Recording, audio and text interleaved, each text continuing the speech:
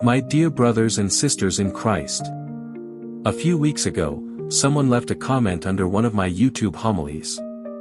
Can you find something, anything, good in this world? Or do you just want to be sensational? Try to build up, not tear down. When I read those words, I paused. My first reaction was to defend myself. But then another thought came to mind. What if this comment is a gift? It made me examine myself. Did my homily focus too much on what is wrong with the world? Was I helping people encounter Christ, or merely pointing out problems? The comment did more than challenge me. It invited me to look at my own heart first. And that is exactly what Jesus asks us to do in today's gospel. Before looking at the faults of others, look at your own heart. Before examining others, examine yourself. Before removing the speck from your brother's eye, remove the beam from your own. When I was studying logic, we learned a famous example. A traveler is walking down a road at dusk. Suddenly he notices something lying on the path. He freezes. His heart begins to pound. Snake, he cries. Fear grips him. His imagination takes over. His body prepares to run.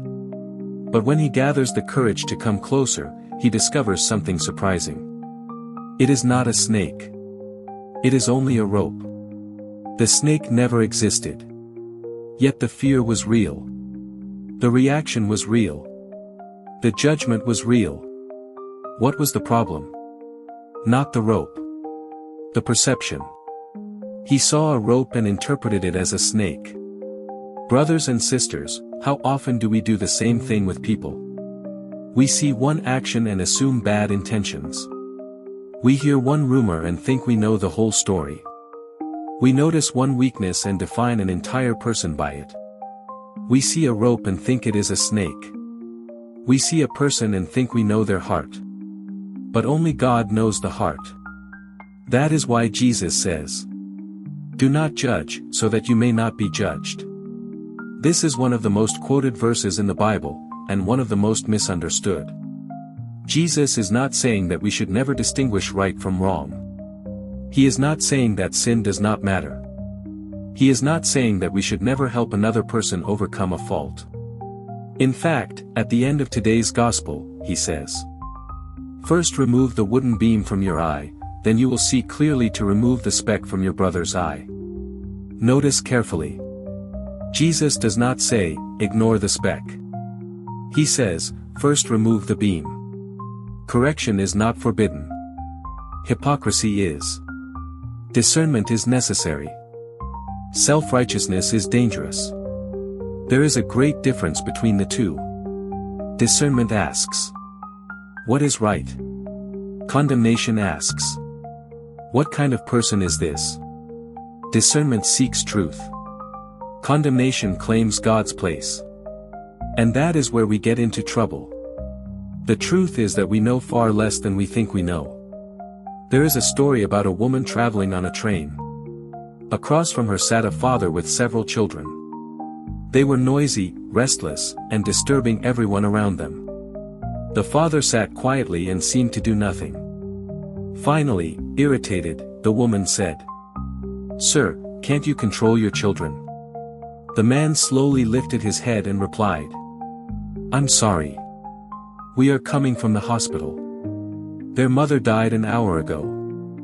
I don't think they know how to handle it. Honestly, neither do I." Suddenly everything changed. The children had not changed. The father had not changed. The situation had not changed. Only the woman's perception changed. What she thought was irresponsibility was actually grief. What she thought was neglect was actually sorrow. What she thought was a snake turned out to be a rope. How many times have we criticized someone without understanding the burden they carry? How many times have we judged someone without knowing their story? Jesus invites us to humility. Then he uses one of the most striking images in the gospel, a man with a huge wooden beam sticking out of his eye trying to perform delicate surgery on someone else's eye. Everyone listening to Jesus would have laughed. And then they would have realized something uncomfortable. The man is us. We notice the impatience of others but excuse our own anger. We notice the pride of others but ignore our own ego. We notice the gossip of others but forget our own words. We notice the weaknesses of others but defend our own failures. And often the faults that irritate us most in others are the very faults we struggle with ourselves. Jesus calls this hypocrisy. Not because correction is wrong, but because correction without self-examination is dangerous. Saint Augustine taught that before correcting another person, we should first ask ourselves, have I ever committed the same fault? If the answer is yes, we should correct with compassion because we know our own weakness. If the answer is no, we should correct with humility because we know that without God's grace we too could fall. Either way, mercy must come before criticism. The saints understood this. The holier they became, the less they condemned others because the closer they drew to God, the more clearly they saw their own need for mercy. Saint John of the Cross reminds us that in the evening of life we shall be judged on love. Not on how many faults we discovered in others. Not on how many arguments we won. But on love. Think of Saint Peter. He denied Jesus 3 times. Yet after the resurrection, Jesus did not humiliate him. He restored him. Think of the woman caught in adultery.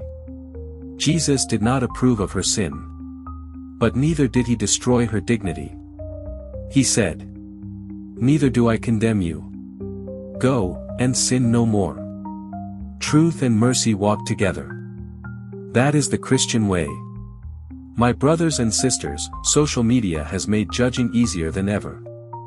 In a few seconds we can criticize, label, condemn, and attack people we have never met. We judge politicians. We judge celebrities. We judge priests. We judge family members.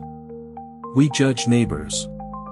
Sometimes we even judge people sitting beside us in church.